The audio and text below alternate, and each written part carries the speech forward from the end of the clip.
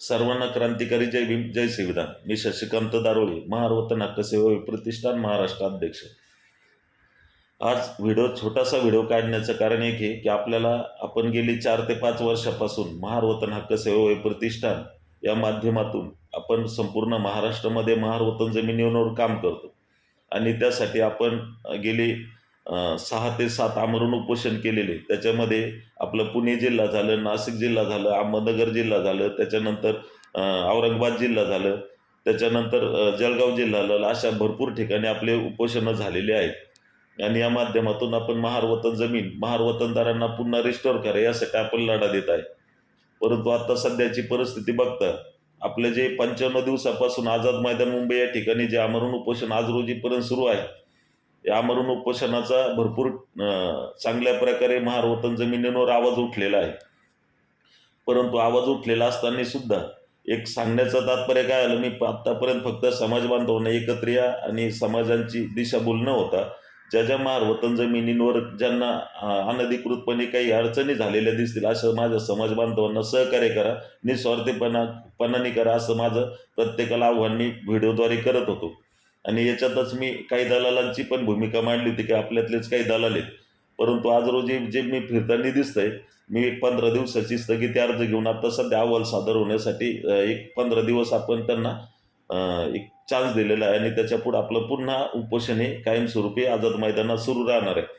परंतु मला सांगण्यात तात्पर्य की आता जे दलाल तयार झालेले ते दलाल समाजाची इतकी मोठी दिशाभूल करतात की आपल्याला महार वतन जमिनीवर असं करायचं, महार वतन जमिनीवर तसं करायचं, आणि ही दिशाभूल केल्यामुळं आपल्या जे आर्थिक परिस्थितीनं नाजूक असलेला जो समाज बांधव आहे तो अजून आर्थिक परिस्थितीनं कुठंतरी खोलवर खालवलं जाणार आहे आणि थांबलं पाहिजे. याच्यासाठी आपण निस्वार्थीपणे आपल्या मुलाबाळांच्या हक्कासाठी महार वतन जमिनीवर आपण काम करतो. परंतु मला थांबवण्यासाठी मी एक आता असं डिसिजन घेतलेलं आहे की आपल्याला महार वतन हक्क सेवा प्रतिष्ठानच्या माध्यमातून फक्त महार वतन जमिनीवर काम करायचं आहे. त्यासाठी जे इच्छुक असतील आपल्याला संपूर्ण महाराष्ट्रामध्ये जिल्हा अध्यक्ष, तसेच तालुका अध्यक्ष, तसेच शहरामध्ये खेडोपाड्यामध्ये आपल्याला महार वतन जमिनीवर काम करणारे प्रतिनिधी आपल्याला पाहिजेत. आणि ज्यांना इच्छा असेल की आपल्याला महार वतन जमिनीवर काम करायचं तशा माझ्या सर्व समाज बांधवातील कार्यकर्त्यांनी, युवा पिढीनं ज्यांना महार वतन जमिनीमध्ये अजूनही काही काम करण्याची इच्छा असेल अशांनी संपर्क साधून महार वतन जमिनी संदर्भामध्ये काम करावं अशी माझी कळकळीची विनंती आहे.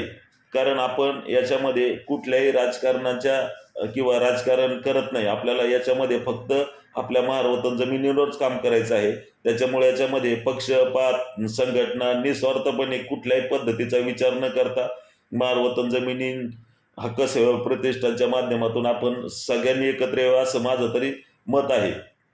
दुसरी गोष्ट अशी की आपल्याला यापुढे आपण ज्या आपल्या मागण्या मान्य झालेल्या आहेत, जे आदेश प्राप्त होणारे आणि ज्या पद्धतीनं आपलं तिथं भांडण केलेले आपण जे मुद्दे मांडलेले त्या मुद्द्याच्या अनुषंगाने आपल्याला त्याच्यामधलं महार वतन जमिनीवर आपण जे काम करतो या कामामध्ये आपल्याकडं चांगल्या प्रकारे वकील, ॲडव्होकेट आहेत, त्याच्यानंतर इतरही सल्लागार आहेत. हे सर्वजण आपल्याला कार्यालयामधून सर्व चांगल्या पद्धतीनं सल्लासुद्धा मिळू शकतो. आपल्या कार्यकर्त्याला ज्या लोकल पातळी ज्या प्रत्येक जिल्ह्यामध्ये, ज्याला नाशिकमध्ये असेल, औरंगाबादमध्ये असेल, साताऱ्यामध्ये असेल, पुण्यामध्ये असेल, त्याच्यानंतर बुलढाण्यामध्ये असेल, अशा सगळ्या ज्यांना काम करायचं असेल प्रत्येक जिल्ह्यामध्ये या जिल्हा अधिकाऱ्यांबरोबर कशा पद्धतीनं व्यवस्थित आपल्याला चर्चा करता येईल आणि काय कुठं अनधिकृतपणे काय घडतंय या सगळ्यांची आपण त्या ठिकाणी माहिती देऊन त्या जिल्हाधिकाऱ्याला जे आपल्या सांगून आपण आपल्या महार वतन जमिनी कशा महार वतनदारांना पुन्हा रिस्टोअर करता येतील, कशा पुन्हा देता येतील या संदर्भामध्ये आपल्याला काम करायचं आहे. त्यामुळे जे इच्छुक असतील अशा इच्छुकांनी माझा संपर्क क्रमांक आहे 9359055213 अशा व्हॉट्सअपवर मला आपला एक फोटो आणि आपला बायोडेटा पाठवावा आणि आपल्याला महार वतन जमिनीमध्ये काय अडचणी आणि काय आपल्याला अनुभव आहे त्याची थोडीशी जरी माहिती दिली तरी आपण त्याच्यावर पुढील माहिती आपण त्यांना पूर्णपणे देऊन जे आपल्याला पाहिजे, जे डॉक्युमेंट्स आपल्याला हवे, काय कायदेशीर आपल्याला अडचणी असतात आणि कायदेशीर त्या आपण कशा पद्धतीनं महार वतन जमीन पुन्हा मिळवू शकतो यासाठी आपल्याकडं अनुभवी सल्लागार आहेत आणि ते आपल्या कार्यालयामध्ये 24 तास तात्पर्य काम करतात.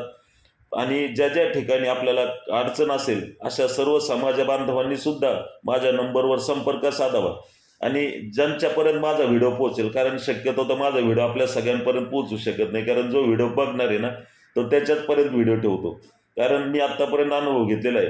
महार वतन जमिनीचा व्हिडिओ माझे गेल्या 4-5 वर्षापासून कंटिन्यू DBN न्यूज या माध्यमातून माझ्या यूट्यूबला येतोय, परंतु आजपर्यंत कुणालाही त्याची व्हिडिओची जास्त काही माहिती होत नाही. आणि काय म्हणतात ना, TRP करणाऱ्यांची व्हिडिओ जास्त व्हायरल होतात, परंतु जे खरोखर मनातून काम करतात त्यांची व्हिडिओ व्हायरल होत नाही. सोडून द्या, मला व्हिडिओ व्हायरल नशी आणि TRP करण्याची पण इच्छा नाही, परंतु ज्यांच्यापर्यंत गरज आहे त्यांच्यापर्यंत नक्कीच हा व्हिडिओ पोहोचला पाहिजे अशी माझी तरी मनातून इच्छा आहे. आणि आंबेडकर चळवळीतील सर्व समाज बांधवांना सांगतो की आपल्या याच्यामध्ये राजकारण हा दृष्टिकोन नाही आणि याच्यामध्ये कुणाचाही आपल्याला बांधलेलं नाही, आपण कुणाचेही गुलाम नाही. आपण महार वतन या जमिनीवर एकनिष्ठतेने काम करतो आणि आपल्याला फक्त आपल्या समाज बांधवांच्या महार वतन जमिनीवर काम करायचं आहे. आणि अशा सर्व समाज बांधवांना ज्यांना काम करायचं असेल अशा सर्व समाज बांधवांच्या माझ्या नवीन युवा पिढींना म्हणा किंवा जे ज्येष्ठ असतील ज्यांना त्याचा कायदेशीर अनुभव असेल अशांना जरी एकत्रित यायचं असेल तरी महार वतन हक्क सेवा भावी प्रतिष्ठानची एकनिष्ठ त्यांनी येऊन निस्वार्थीपणे काम करण्याची इच्छा दर्शवा. आणि बाकी काय असतील अडचणी त्या आपण पुढे बसल्यानंतर आणि बैठक घेतल्यानंतर नक्कीच बोलणार आहे. आणि लवकरच महार वतन हक्क सेवा प्रतिष्ठानच्या माध्यमातून आपण लवकरच एक परिषद भरवणार आहे आणि त्या परिषदची तारीख आपण कळवणार आहे.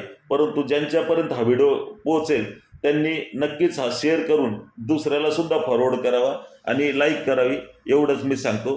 धन्यवाद. जय भीम, जय संविधान.